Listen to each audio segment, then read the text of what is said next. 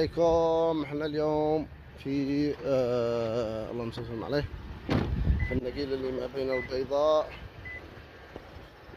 ومأرب، اللي يخرج له مأرب اسمه النقيل هذا.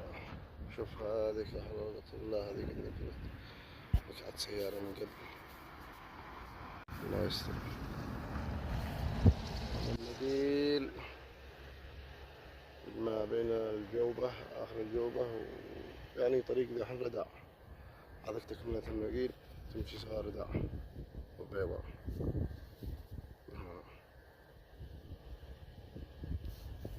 يعني طريق متعب الله إلى الناس وإلى المواطنين.